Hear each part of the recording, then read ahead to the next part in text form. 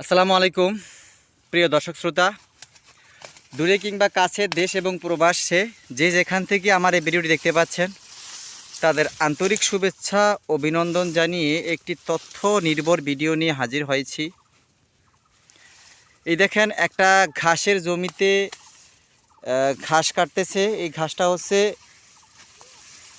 Indonesian smart Napier ঘাস। আপনার 22 থেকে 25% প্রোটিন সমৃদ্ধ এই ঘাসটি মিষ্টি স্বাদযুক্ত রসালো ঘাস। গরু, ছাগল, ভেড়া, মহিষ যে কোনো গবাদি পশু ঘাসটা খুবই পছন্দ করে থাকে।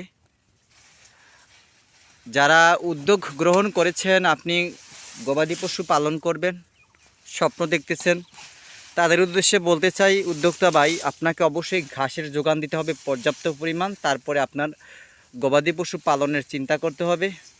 তাদের উদ্দেশ্যেও বলতে চাই, আপনি সর্বপ্রথম এরকম হাই প্রোটিন সমৃদ্ধ ঘাসটাও আপনার ঘাসের ফার্মে যুক্ত করবেন।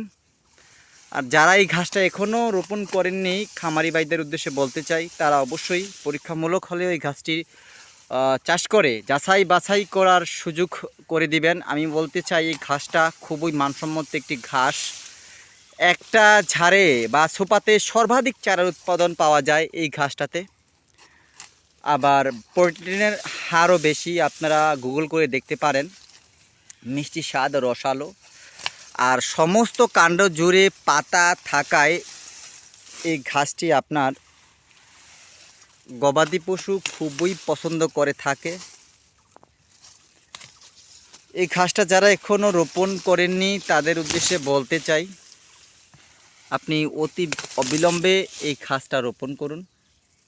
আপনি আপনার খামারের গবাদি পশুর সুস্বাস্থ্য নিশ্চিত করুন। আশা করি 75% ঘাসের, কাঁচা ঘাসের যোগান আপনি এই ইন্দোনেশিয়ান স্মার্ট নেপিয়ার ঘাস থেকে আপনি পাবেন। আর একটা খামারের কাঁচা ঘাসের যোগান যদি বেশি থাকে, তাহলে খামারের অন্যান্য আনুষঙ্গিক খরচও কমে যায়। সেক্ষেত্রে লাভবান হওয়াটা একেবারে সহজ সাধ্য ব্যাপার হয়ে দাঁড়ায়। বন্ধুরা, আপনি যদি কাঁচা ঘাসের উপর নির্ভর করে খামার প্রতিষ্ঠা করবেন, আপনার মুনাফা বা প্রফিট বেশি আসবে আপনার পশুপালনে। তো সেই দৃষ্টিকোণ থেকে বলতে চাই, বাম্পার ফলনের এই ঘাসটি আপনি রোপণ করুন।